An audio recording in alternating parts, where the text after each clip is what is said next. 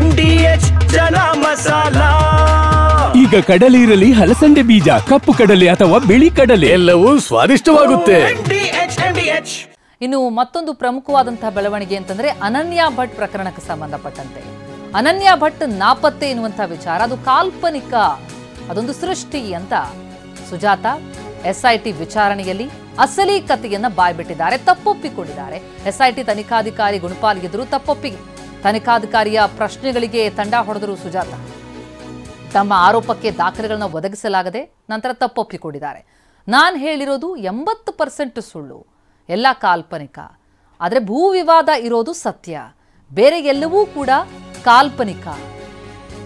ಅರವಿಂದ್ ವಿಮಲಾ ಕೂಡ ಕಾಲ್ಪನಿಕ ಸೃಷ್ಟಿ ಎಂದಿದ್ದಾರೆ ಸುಜಾತ. ತನ್ನನ್ನು ಒತ್ತಾಯಪೂರ್ವಕ ಈ ಕತೆ ಹೇಳಿಸಲಾಗಿದೆ, ಷಡ್ಯಂತ್ರ ಪಿತೂರಿಯಲ್ಲಿ ಸಿಲುಕಿಸಲಾಗಿದೆ, ಭೂ ವಿವಾದವನ್ನ ಕೆದಕಿ ಭೂಮಿ ಸಿಕ್ಕರೆ ಅದರಲ್ಲಿ ಪಾಲು ಪಡೆಯೋದಕ್ಕೆ ಕೆಲವರು ಯತ್ನಿಸಿದ್ದಾರೆ ಅಂತಲೂ ಕೂಡ ಸುಜಾತ ಆರೋಪಿಸಿದ್ದಾರೆ. ತನಿಖೆಗೆ ಕೆಲ ಪೂರಕ ದಾಖಲೆಗಳನ್ನು ಕೂಡ ಸುಜಾತ ಒದಗಿಸಿದ್ದಾರೆ. 50ಕ್ಕೂ ಹೆಚ್ಚು ಪುಟಗಳ ಸ್ಟೇಟ್ಮೆಂಟ್ ವರದಿ ಸಿದ್ಧ ಆಗಿದೆ.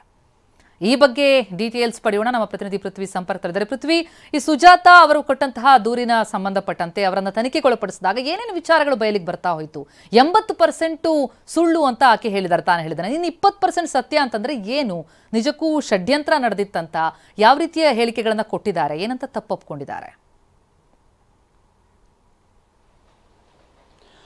ಪ್ರತಿಮೆ, ಇಲ್ಲಿ ಆರಂಭಿಕ ಹಂತದಲ್ಲಿ SIT ವಿಚಾರಣೆ ಮಾಡಿದಂಥ ಸಂದರ್ಭದಲ್ಲೂ ಕೂಡ ಅದನ್ನೇ ಹೇಳಿರುವಂಥದ್ದು, ಮತ್ತು SIT ಮುಖ್ಯಸ್ಥ ಪ್ರಣಬ್ ಮೊಹಂತಿ ಅವರು ವಿಚಾರಣೆ ಮಾಡಿದಂಥದ್ದು ಕೂಡ ಅದನ್ನೇ ರಿಪೀಟ್ ಆಗಿ ಹೇಳಿರುವಂಥದ್ದು. ಅಂದರೆ ಆರಂಭಿಕ ಹಂತದಿಂದಲೂ ಕೂಡ ಏನು ತನ್ನ ಮಗಳು ನಾಪತ್ತೆಯಾಗಿ ಕಾಣೆಯಾಗಿದ್ದಾಳೆ, ಸೊ ಅನನ್ಯ ಭಟ್ ಅನ್ನೋಳು ಇದ್ದಾಳೆ ಅಂತ ಹೇಳಿ ಸುಜಾತ ಭಟ್ ಹೇಳ್ತಾ ಇದ್ರು. ಸೊ ಅದೆಲ್ಲವೂ ಕೂಡ ಕುಕಟಪ್ ಸ್ಟೋರಿ ಅನ್ನೋದು ಕೆಲವೊಂದು ವಿಚಾರಗಳಲ್ಲಿ, ಅಂದರೆ ಅವರ ಹೇಳಿಕೆಗಳು, ದ್ವಂದ್ವ ಹೇಳಿಕೆಗಳು ಕೆಲವು ಸಾಕ್ಷ್ಯಗಳಿಂದ ಕಂಡು ಬಂತು. ಅದಾದ ಬಳಿಕ SIT ವಿಚಾರಣೆಯನ್ನು ಮಾಡುವಂಥ ಸಂದರ್ಭದಲ್ಲಿ ಅವರು ನಾನು ಹೇಳಿದ್ದಂಥದ್ದು 80% ಸುಳ್ಳು, ಆದರೆ 20% ನಿಜ ಇದೆ, ನನಗೆ ಏನು ಆಸ್ತಿ ವಿಚಾರವಾಗಿ ಮೋಸ ಆಗಿರೋದಂತೂ ನಿಜ. ಅಂದರೆ ಏನು ಉಡುಪಿಯ ಪರಿಕ ಅರಮನೆ ಸಂಬಂಧಪಟ್ಟಂತೆ ಅವರ ಆಸ್ತಿ ವಿವಾದ ಏನಿತ್ತು, ಇವರ ಫ್ಯಾಮಿಲಿ ಆಸ್ತಿ ವಿವಾದ ಏನಿತ್ತು, ಆ ಒಂದು ಆಸ್ತಿಯ ವಿವಾದದಲ್ಲಿ ನಾನು ಈ ರೀತಿ ಒಂದು ಸುಳ್ಳು ಆರೋಪಗಳನ್ನು ಮಾಡಿದ್ದೆ ಅಂತ ಹೇಳಿ ಅವರು ಈಗ ಒಪ್ಕೊಂಡಿರುವಂಥದ್ದು. ಅಂದರೆ ಆ 20% ನಿಜ, ಆಸ್ತಿ ವಿವಾದ ಇದ್ದಿದ್ದು, ಆಸ್ತಿಯ ವಿಚಾರದಲ್ಲಿ ನನಗೆ ಮೋಸ ಆಗಿದ್ದು, ಇದೆಲ್ಲವೂ ಕೂಡ ನಿಜ. ಸೊ ಆ ಉದ್ದೇಶದಲ್ಲಿ ನಾನಿದ್ದೆ, ಆಸ್ತಿ ವಿಚಾರದಲ್ಲಿ ಮೋಸ ಆಗಿದೆ ಅಂತ ಹೇಳಿ ನಾನು ಆ ಒಂದು ಹೋರಾಟ ಆ ಥರದ್ದೆಲ್ಲ ಒಂದು ಧ್ವನಿಯನ್ನು ಎತ್ತಬೇಕಾಗಿದೆ. ಆದರೆ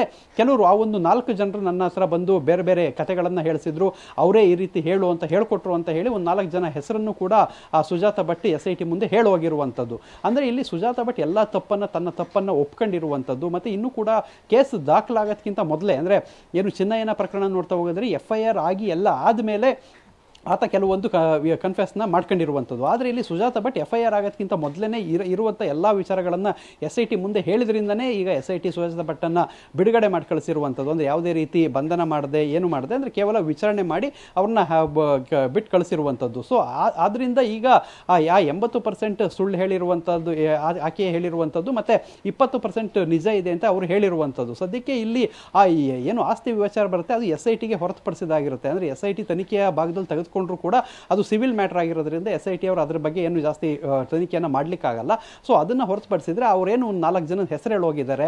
ಸೊ ಅವ್ರ ಹೆಸರು ಹೇಳಿ ಈ ಥರದೊಂದು ಕಾನ್ಸ್ಪಿರಸಿ ಮಾಡಲಿಕ್ಕೆ ಎಲ್ಲವೂ ಕೂಡ ಷಡ್ಯಂತ್ರ ಮಾಡಿಸಿದ್ರು ಅಂತ ಅವರು ಹೆಸರನ್ನು ಹೇಳೋಗಿದ್ದಾರೆ. ಆ ಒಂದು 4 ಜನರನ್ನ ಈಗ ವಿಚಾರಣೆಗೆ ಕರೆಯುವಂತ ಸಾಧ್ಯತೆಗಳಿದೆ. Pratima, yes, thank you so much Prithvi ತಮ್ಮೆಲ್ಲ ಮಾಹಿತಿಗೆ.